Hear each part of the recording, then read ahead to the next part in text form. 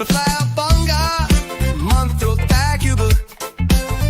With Dale and Tony breaking all the rules. Talking tech, biz, and straight up chaos. Quick fire guests, oh yeah, we slay those. Good afternoon, my name is Dale Rodriguez and this is Flabonga Monthrothacube. With me today I've got my exceptional co-host, Tony Stevenson. and we've got our fantastic guest. Hi, I'm Mehul Dave. Thank you, Mehul. Appreciate And an ICB qualified and licensed bookkeeper providing bookkeeping. Those who don't know me, so I provide bookkeeping, payroll, VAT returns, and management accounts and corporation tax services to small and medium-sized customers, clients.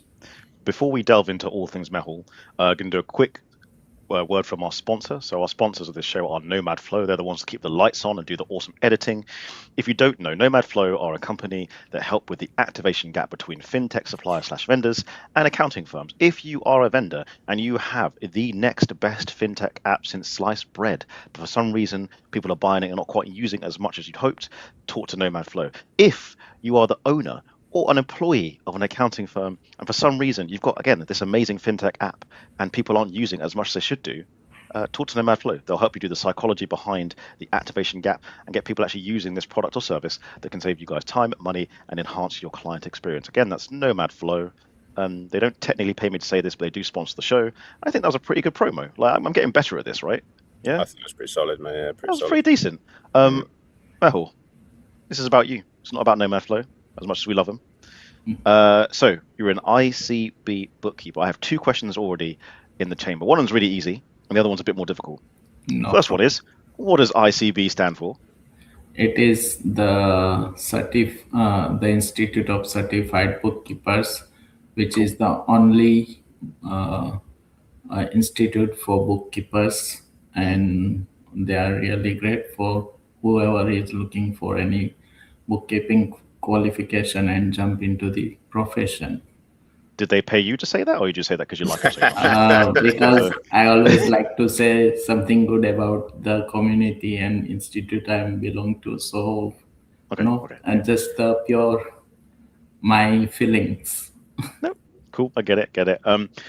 Second question. You mentioned management accounts. Can you explain to the layman like me what management accounts are? Because I feel like sometimes they mean different things to different people. Yeah, management accounts are basically prepared for inside management to have a look about future planning and also to see the profitability of the company, where the company stands. But management accounts mainly shared with the internal management of the companies, whereas financial statements, audited financial statements, are shared with the outside stakeholders as well. But management accounts purely for inside management to see. Okay, which is better, management accounts or tax accounts? For internal purpose, both, I would say. Good diplomatic answer. Very good. Yeah, because tax accounts to plan the tax. Makes sense. Yeah. We got Kirsty St. John in the comments. She actually commented before we went live. I didn't know we could do that. So Kirsty, hello. Thanks for being Hi, Kirsty. We also have LinkedIn user Love Mehul Dave. I wonder who that is. LinkedIn user, for some reason we can't see who you are. If you wouldn't mind just letting us know your name, that would be lovely. Please and thank you. I went to go and look, and then I realized if I click onto the link while we're talking, it will then replay what we're talking back through the talking. And I was like, I'm not sure I want to go down that kind of disappearing table mirror. That would be disgustingly meta, though, wouldn't it? Oh, wouldn't it just? I'd enjoy it. Mehul, you're vegetarian, right? Yes, I am. Right. If you could if you could eat one vegetable for the rest of your life, forsaking all other vegetables, which vegetable are you choosing? I would love cabbage or cauliflower. You can only have one. I'm afraid you can only have one. That is the rules of the game. There can be only one, like the Highlander. Only one. Okay, I would love cabbage. Cabbage. Yeah, because yeah. What I would kind of say cabbage are we talking? We're talking like a greeny, whitey cabbage, a purpley red cabbage. Are there any other types of cabbage? I don't know. I'm not a green expert. cabbage. I would say green cabbage. Oh, also our LinkedIn user / commenter is the Richard Sargent. Sargent, multiple guests, friend of the show, just like everyone that's ever been on FM, right? Friend of the show. And again, like what I love about the show is when we have people on, we learn about obviously their work, what they do, and I ask them the layman questions. But we learn things about their personality. Like I didn't know Richard was a Who's sumo wrestling fan until he came on this show, and like he just didn't know that. Like it's a very I think in our country quite an obscure hobby, but respect. So speaking of obscure hobbies, Mehul, do you have any obscure hobbies? Or no, what are your hobbies, and we'll deem if they're obscure or not. I do. Thank you. First of all, thank you, Richard, for your comment. It's so lovely comment, and I really appreciate you for that. On my hobby side, I would say I love to travel. Yeah. Different places. Recently been to Germany 2 weeks ago. Nice. 3 weeks ago, when the first heat wave came. Yeah. Where in Germany did you go? Sorry. I went to Frankfurt, and from Frankfurt there was a little small town 3 hours away from Frankfurt. We traveled by train to get to that place for about 3 hours. But let me guess, only cost you like €10 because trains in Germany and Europe are way cheaper than they are in the UK. It's ridiculous. It's not fair. Yeah, we spent about €63 per person because me, my wife, and daughter went. So €63 for all week. We stayed there 1 week and unlimited travel to That's by crazy. train and buses. It's crazy. So with a rail card, for me to go from where I live in Kent to London, which is a 38-minute train, with a rail card, by the way, is £76 return. Each so trip. Expensive. each trip. Without the rail card, it's £90. Yeah. Wow. That's insane. Tony, you're a traveling kind of person. Have you been to Germany? I have been to Germany, yeah. I've been to Germany. So I'm trying to think if I've been more than once, actually. So the main trip that I went to Germany, I'm trying to think if I ducked in there for a day or two, was to visit Oktoberfest, which was an experience I shall never forget. It was for anyone that likes partying and drinking beer and standing in a large tent and getting sore feet for several days. It is truly and just when we were on the way there, so it was a stag do, right? And there was a bunch of guys that had been before, and then a bunch of guys that hadn't. And I was in the hadn't been before camp, and we were kind of on the way. Like we were already in Germany, sort of walking to the where we needed to get to. And I was chatting to one of the guys, and I was like, just so I can get this clear. We have travelled to Germany to sleep in a shipping container in a field. And we are going to go for 3 days, and each of those days we are going to go into one large tent and drink one type of beer, because they only serve 6 different beers at Oktoberfest, and they only serve one in each tent. Like each tent has a contract with one of the beers. And they're like, yeah, that's what we're going to do. I was like, so we're going to go and stand in a tent and drink one type of beer for a full day. And we're going to do the same thing again the next day and the same thing again the next day. They're like, yeah. I was like, could we not have done that in the UK? Like, could we have not replicated something similar with perhaps a bit more variety in it in the UK? And they all just said to me, it was like, nah, you just kind of got to see it for yourself. You'll understand as soon as you walk through the door of the tent, you will understand why we've come all the way over here. And it wasn't what I was expecting, because I was expecting Oktoberfest to be sort of like lots of little kind of pop-up tents in and around Munich, and like, you know, different bars getting taken over by and all that sort of stuff. No, it's like a car park with all the tents in one car park, and they're massive tents, and like the efficiency of the serving is all kind of like, you know, just it is. I walked through the first door the first day, and like I was just like, yeah, I get why we've come here now. It's just the atmosphere, the singing, the like, just absolutely. I've never forgotten it. It's always been on my list to go back. I really wanted to go for my stag do, but it didn't work out years timing. So yes, I have been to Germany, and I very much enjoyed it. Although I didn't see a great deal of Germany. I just saw the inside of a tent and the inside of a shipping container and a tube for 3 days. How many of you were in a single shipping container? So I think there was 4 in each one. Just like 2 bunk beds inside a shipping container. And that was like the cheapest way of staying out there, short of camping, which we weren't willing to do. So, Mehul, of all the places you... Sorry, go on. Of which you would fully concur, Dale, given your absolute hatred of camping. Yep, load it.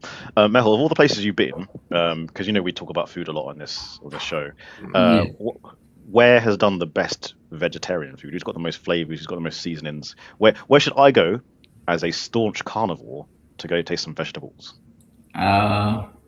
Well, if I speak locally in London, I went to a few restaurants, but the specialty, if you are loving South Indian food, there is one restaurant known as Sarvana Bhavan, which is having many branches where you can see mainly South Indian dishes, which are made of mainly rice flour and lentils you can have with curry and all this. And another one is Paratha Lounge, where you can find different varieties of parathas. Do you know what's really bad? When you said that, Mehul, I thought it was a joke that was made in The Simpsons. Yeah, actually, no, I'm not going to say it. I'm going to go to the comments. Sam Green, can we address that Oktoberfest is mainly in September? Sam, I read your comment. I believe by reading your comment, it has been addressed. If I'm mistaken, then please someone correct me, but I think by reading that, the situation has been addressed. I think so. You know what? You know, Sam? If it bugs you, is Angela Merkel still in charge of Germany? Like, send her an email. Just have a word, like Angela.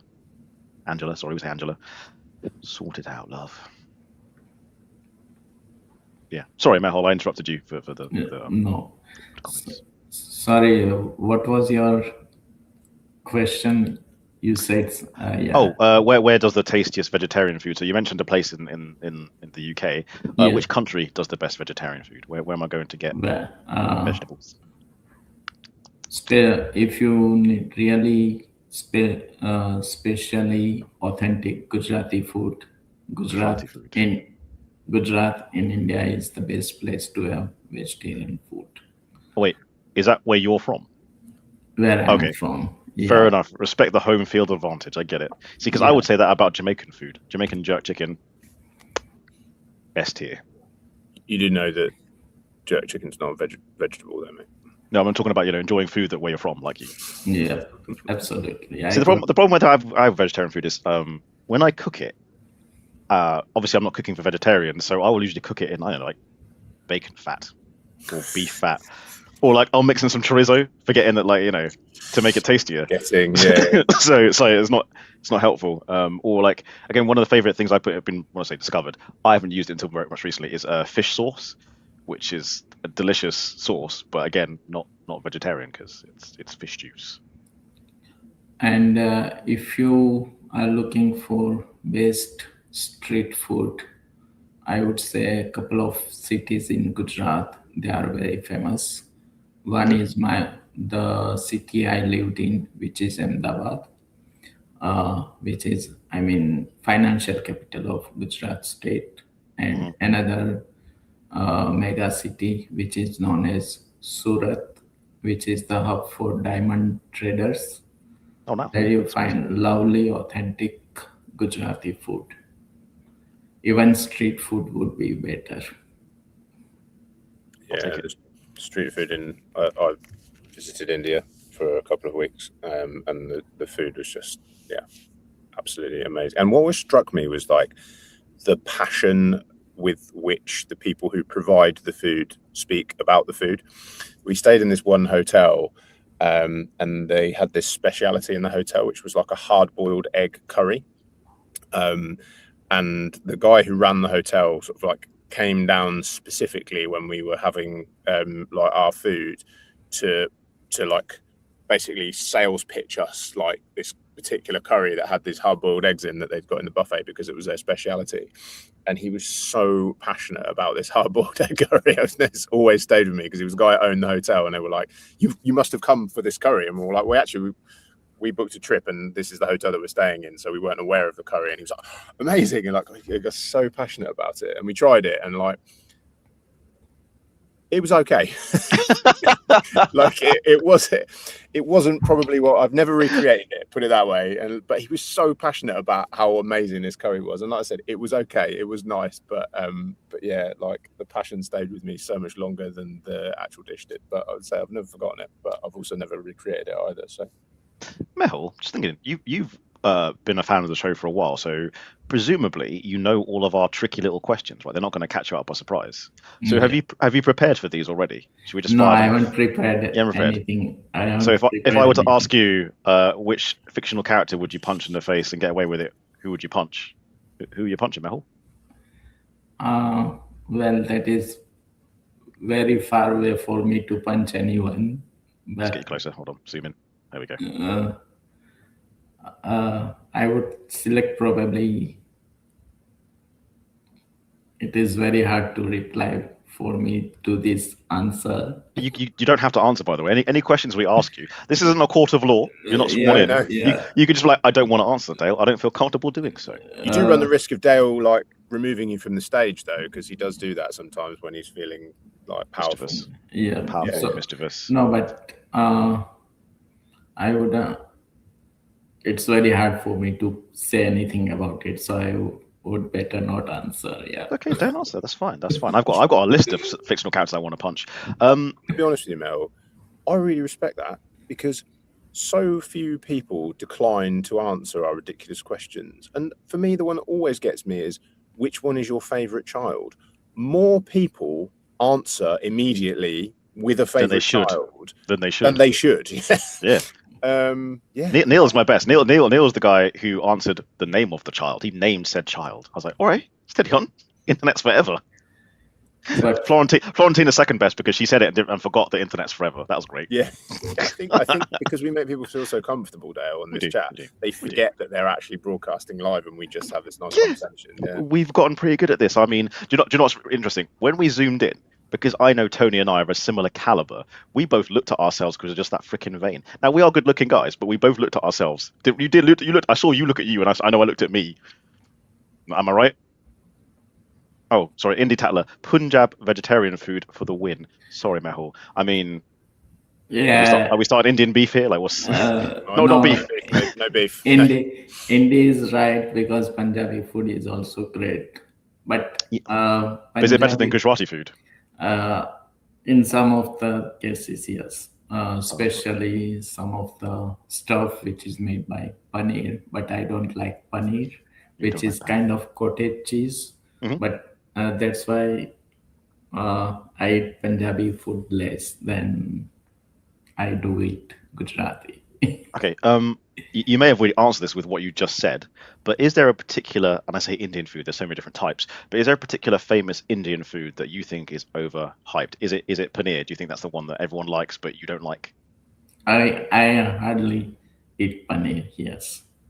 So I basically don't like paneer. It's wild how different, at least to my taste buds, paneer tastes between when you've cooked it and when you haven't. So like when you get out of the packet and you sneak a little bit of cheese, like you have to when you're dealing with cheese, the uncooked like paneer is like just kind of quite plain. And then when you cook it, it transforms into something like very, very different, I found, at least anyway, which always surprises me. Like the disparity between the uncooked and cooked state is big. I realise we're 20 minutes in and we've not asked Mehul any any business questions. Richard's back in the comments. Incredible culinary insights here. Thank you, Richard. But I realized we should probably ask him some businessy stuff. So Mehul, what is the one thing you wish that non-bookkeepers knew about bookkeeping? Like the one kind of, guys, stop doing this, please. Just do this. If you understood this, just what is that one thing? Now's your time to shine. I would say non-bookkeepers or the business owners to focus on their finances as well, because they are the most important things to But survive. you would say that you're a finance guy. The sales guys now focus on sales. Like, okay, wait. What part of the finance? Like we know. Wait, most business owners understand profit and loss. Great, they know their finance. But what part of the finances do you think they keep tripping up over? What should they? Cash flow is the most important, because if you don't know your ins and outs, you would not have any control over your business, even if you are making money. But if you don't know your outs, then no point taking just the revenue and don't pay attention what is coming in. The business might have something which they might not have got from their customer as well. So they may see the money coming into bank account, but actually everything comes into light when your bookkeeping is perfect, your bank reconciliation is perfect, you see your outstanding invoices to pay, you see your outstanding money to come in, and that's how the business can survive. And for your future expenses also, cash flow is important. You would never know what is your immediate liability or contingent liability, fines, penalties if you miss the deadlines.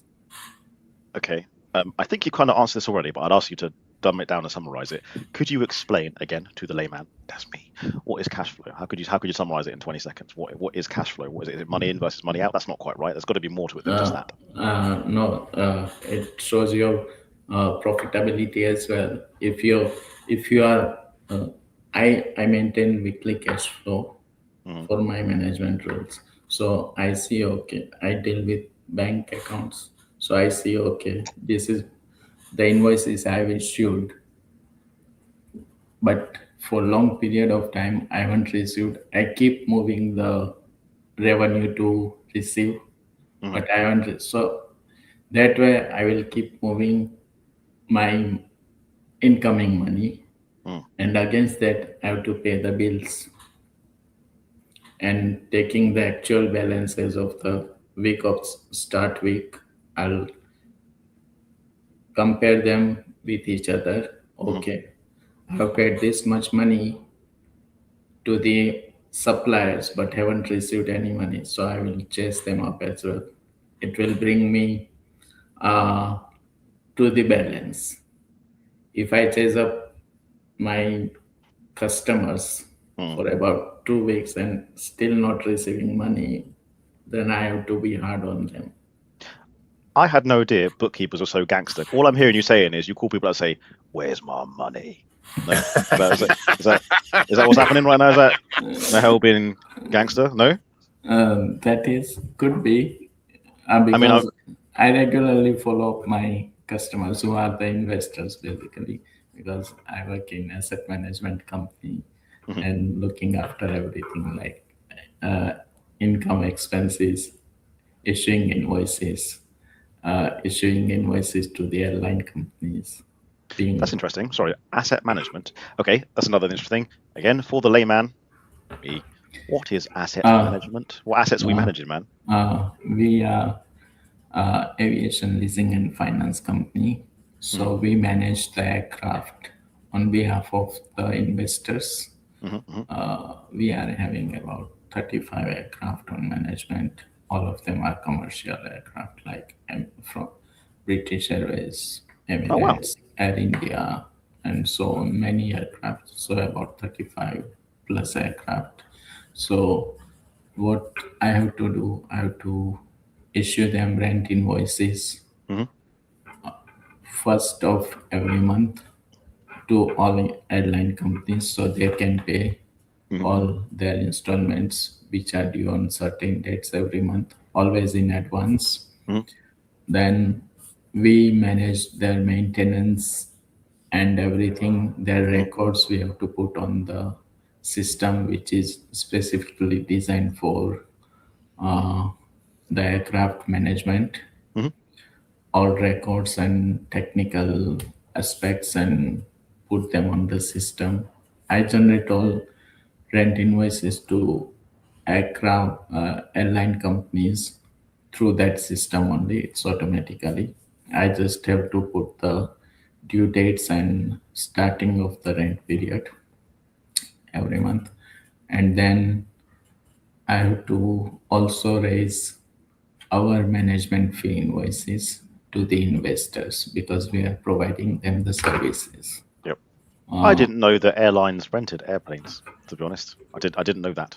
I just assumed that BA, Ryanair, and all those are just like airplanes. But no, until I joined this company about 7 years ago, just before COVID hit, I joined this company.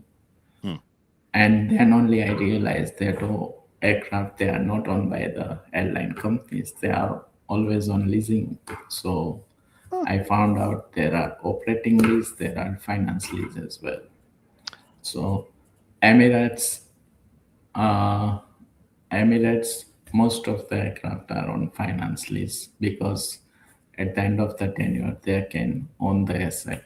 But other aircraft are mainly on operating lease. They can renew, or the investors can sell the aircraft to another interested investors. So it's up to the investors. Tony's got something to say. I can see it. It's bubbling. So does that mean that you get good value for money air travel by being involved with this company? No, I'm not. You should push for that, man. Like, surely that's got to be a perk. Yeah. So, but no. I mean, I don't have to do business travel or anything. If I have to, I would get that sort of facility from management. Going back a step, Indy Tatler in the comments, I don't like paneer. So we've got two people who don't like paneer. For people still watching, still with us, still commenting, what is your favorite cheese? I have a funny cheese-related story with my daughter the other day. So basically, I let her eat what I eat, so she's got very interesting tastes.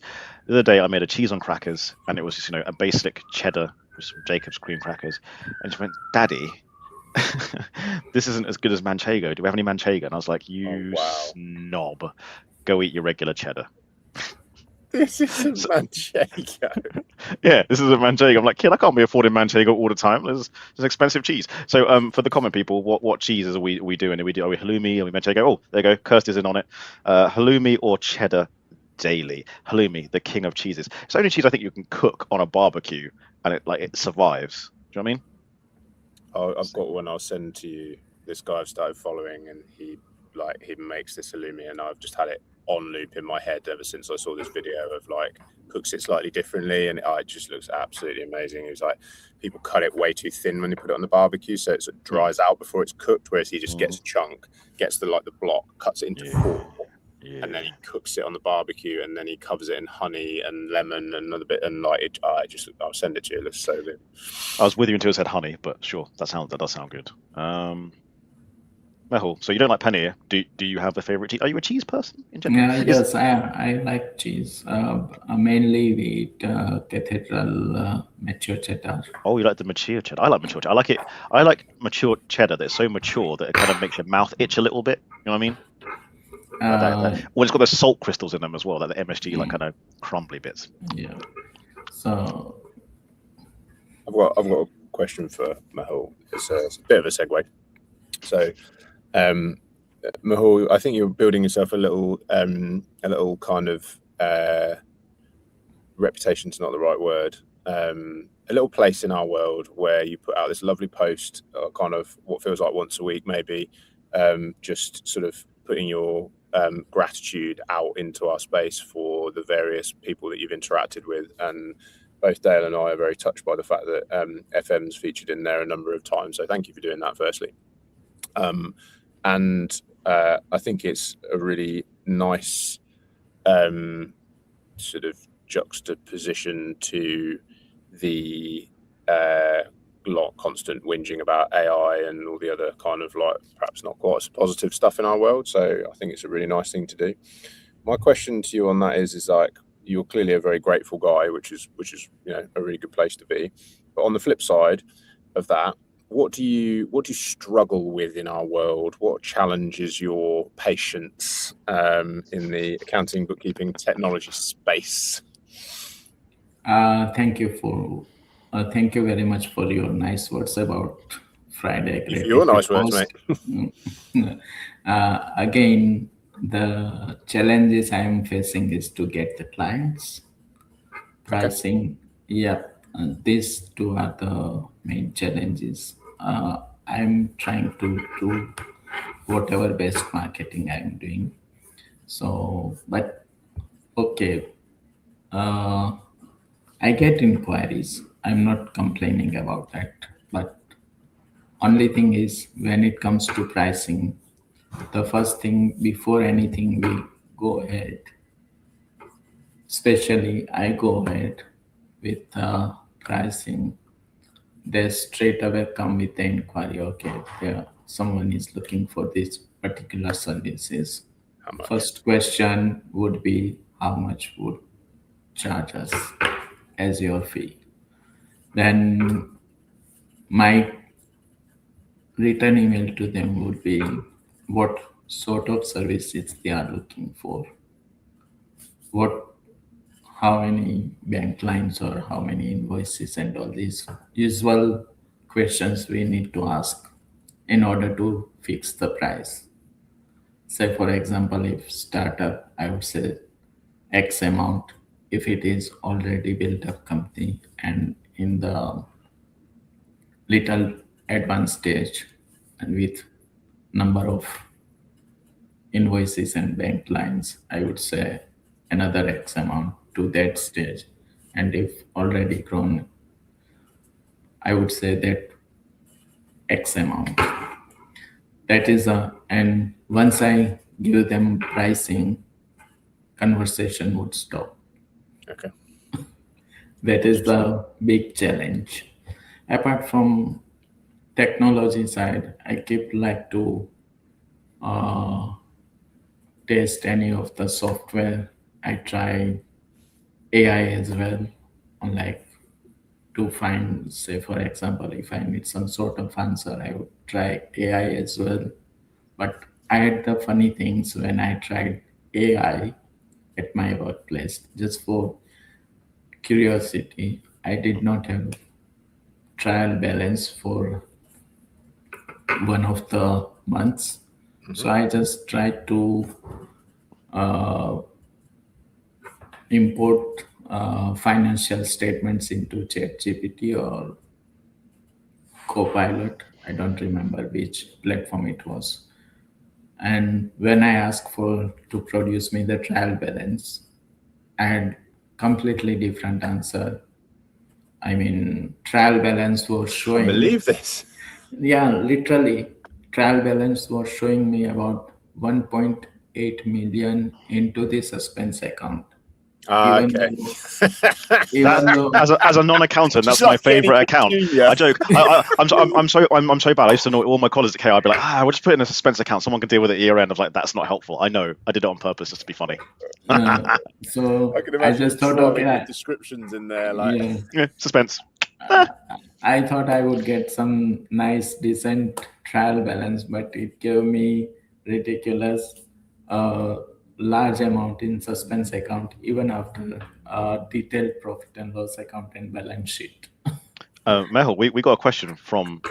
Before we ask Indy's question, I just want to come back on something that Mehul said, right?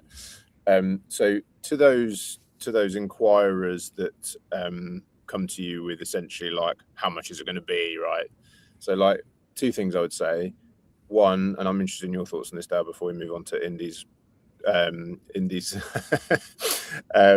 poking, is first thing is like, it might be a good way of weeding out clients that you actually don't want to deal with, because like if they're highly price sensitive clients, then they're not probably the ones that you really want to build your practice around, because they're going to be challenging from the beginning, right? So like in many ways they're serving themselves up as a good red flag for you to perhaps not work with them. I'm interested in Dale's take on this, and also if we could maybe summon James Sundin, because he loves this kind of stuff.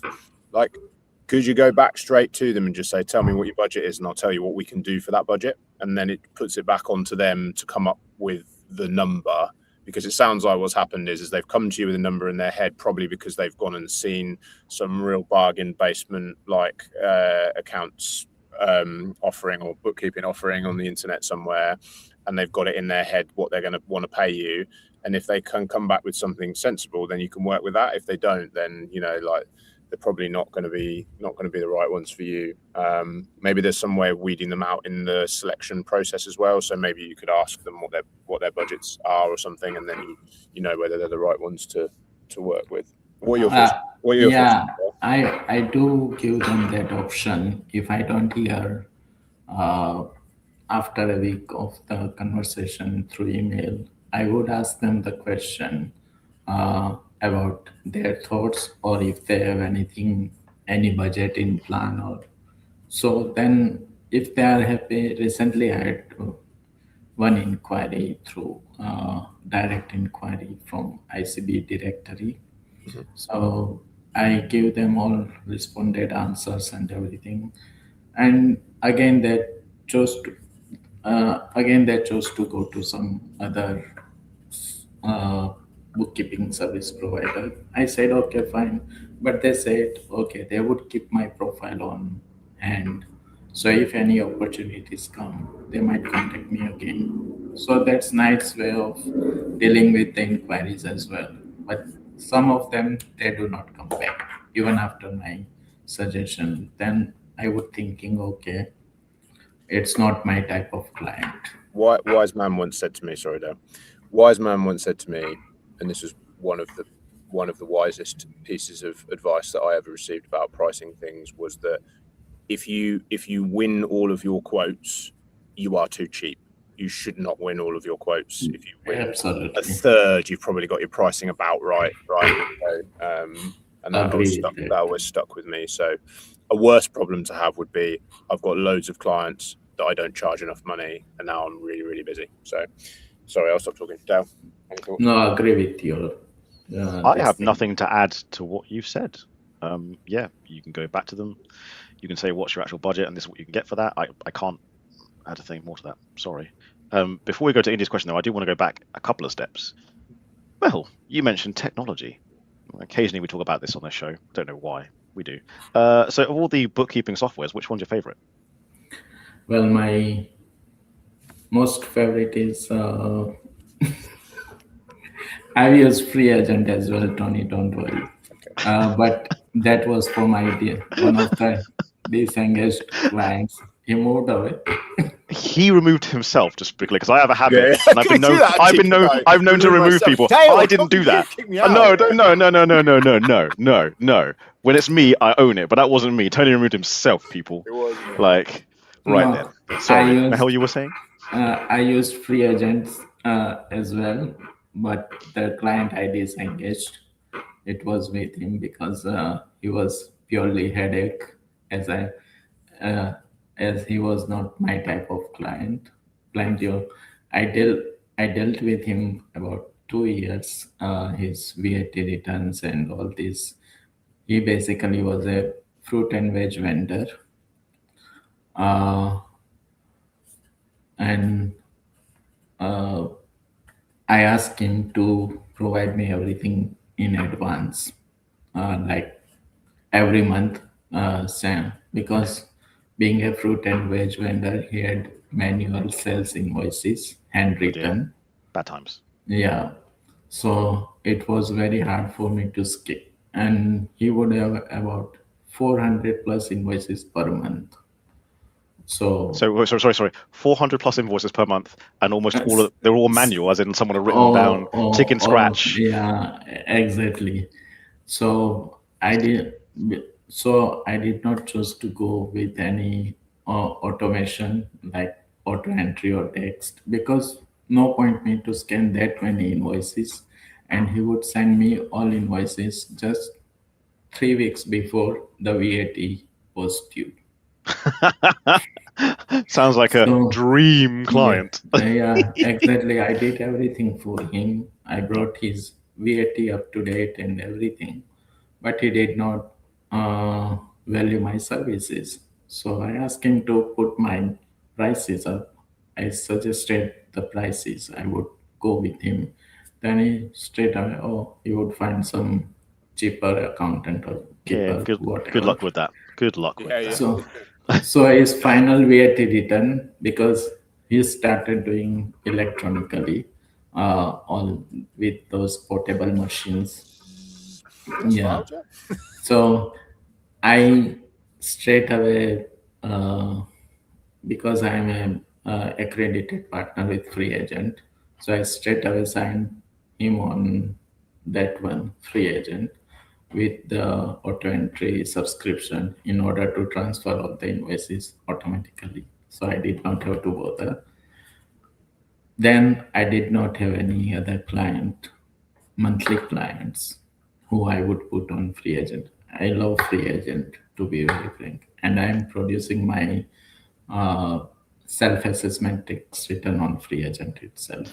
Just to be clear, Free Agent doesn't sponsor this show, nor have they paid Mehul or any of us to endorse Free Agent. We're just talking stuff.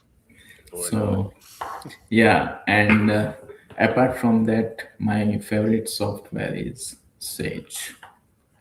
Sage. think you were Which gonna say flavor that. of Sage, or which version of Sage? 50, Sage 50. I Sage mean 50. cloud version. I know it has gone to 200 now, but Sage Cloud is my preferred software. Is that because you work in a niche sector that requires customized reporting? Because I do know Sage is good for larger businesses sometimes when it's like, Sage Line 200 or Sage X and what kind of stuff. Is that why, or is it just no? No, it's at my employed workplace. We have very basic software, which is Benchmark, provided by Benchmark. It is desktop version, but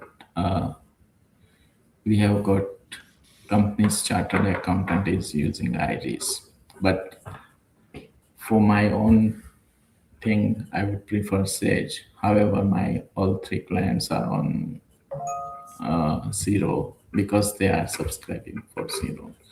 Makes sense.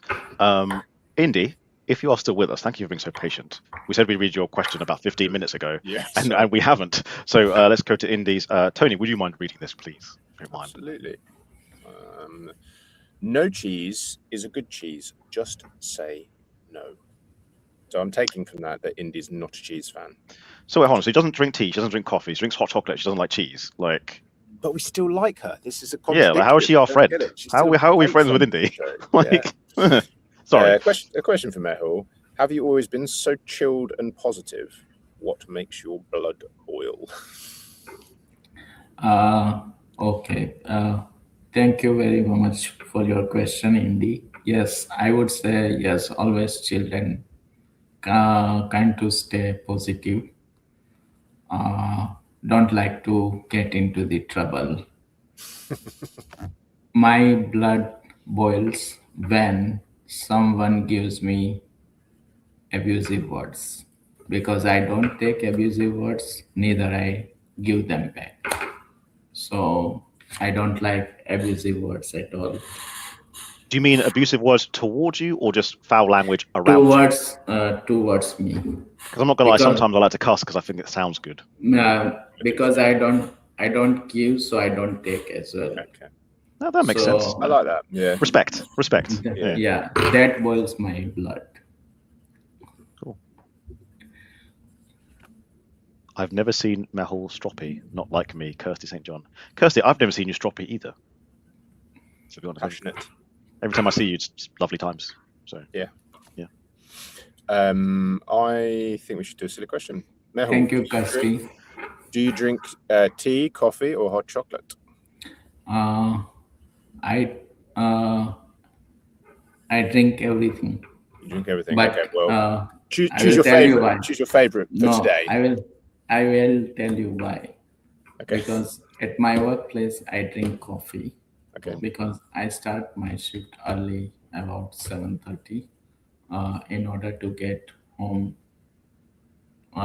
early, because I have flexible timings. Okay. Because I do the work I'm given on monthly basis, so timings are flexible. So I drink coffee twice a day when I'm in the office. When I'm at home, working from home once a week, which is Friday, I will have pure Indian tea made with water, milk, more milk, and ginger, made Okay. by my wife. This feels more interesting. We're going down the tea road, right? I'm choosing that we're going down the tea road. So Agreed. how does that tea get made? Can you talk us through? So what we normally ask in this question is like, what order does it go in? The tea bag, the water, the milk, the sugar, in and out, right? Yeah. But I'm more interested in like this Okay. special The chai first that you're talking thing, about here. the first thing my wife would do, she would put some. We don't use tea bags while making the tea. We would have tea powder uh, available in the jars. We would put, my wife, even I make the tea sometime at home in the evening time. If my wife wants to have a tea, I would make that in the evening. But the process is put tea, water, and boil it onto the gas itself, Okay. rather than having boiled water in the kettle. And during that time, we crush the ginger, put in the hot water, which is on the gas, and meantime, while the water is boiling, we will take a uh, jar, little jug, and put some milk in the microwave oven to heat it up. So we don't have to wait for a long time Okay. when tea boils. So after that, put milk into the boiled water, leave it on the gas for about 15-20 minutes, let it be boiled, and then we drink the tea. Sorry, did you say 15, 20 minutes? 15-20 minutes. This Properly. is possibly the most Like cooling extravagant tea Yes. making process we've ever had on the show. Yeah. Yeah, So, you've just blown everyone else completely out of the water. which is Everyone else normally watching and listening, water, tea bag, water. yeah, up milk your and tea tea bag. game, you lazy people. Do the Mehul method. We're slacking when it comes The to tea. Mehul Okay, method trademark. just like yeah, the sure. Mehul method. 15 minutes for a decent cuppa. But I don't think we can call it a cuppa. I think it's a cup of tea. You got to say the whole thing. Cup of tea, yes. Did not you a know cuppa. they used to, on Saturday morning kitchen, they used to have an omelette challenge. And Yes. do you know what I mean? Yeah. They used to have to make a 3-egg omelette as fast as they could. And there was an episode on where they had Raymond Blanc on, who's famous Michelin starred chef, and owns, I think I'm right in saying he's the Manoir in Oxfordshire is his restaurant, which I was lucky enough to eat at many years ago, but was absolutely unbelievable. And he went to the omelette challenge and basically just conscientiously objected to the concept that there wasn't a minute and a half in the world to make an omelette properly. So he just ignored the timer and just made a bag an omelette. And I feel like Mehul's just described like the Raymond Blanc making an omelette version of tea. Yeah. What's the tagline from Guinness? Good things come to those who wait. Exactly. I think we should do some quickfire questions. What do you think? We can try. Wicked. Right. I'm going to ask you some questions, Mehul. Yeah. Just give us your honest answer. Dale's going to mute himself because basically he can't be trusted to not jump into the questions. So if you're ready, I shall start. Yeah, sure. Favorite country that you've ever visited? Favorite country, I would say obviously India, but north part of India is very beautiful. You will you will compare it with Switzerland, if I may say. Okay. But I love the city Barcelona, well designed. Okay.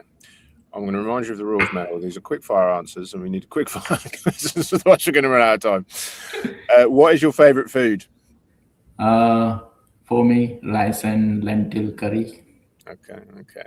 What is the book that you have recommended the most often? Well, I haven't read many books, but I would say actually it's 101 ideas of LinkedIn contents. Ashley Leeds. Okay, cool. Okay, very nice. Good shout out for Ashley. We should have him on if we haven't done before, or again because he hasn't been on for while I've been doing the show. So, I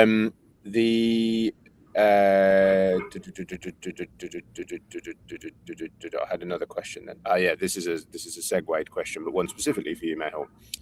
If you had a spreadsheet, let's say, for example, and you were trying to reconcile that spreadsheet, and you came down to the last little bit, and there was an error of like 25p. Can you let that 25p go and just cast it off into some account somewhere so that's not to be found and sleep at night? Or have you got to find that 25p? I would try and find 25p. Of course you would. No, I've done manual bank reconciliation for about 50 pages with 300 pages of ledgers and 300 pages of bank book back in 90s, late 90s. So I need to unmute for that.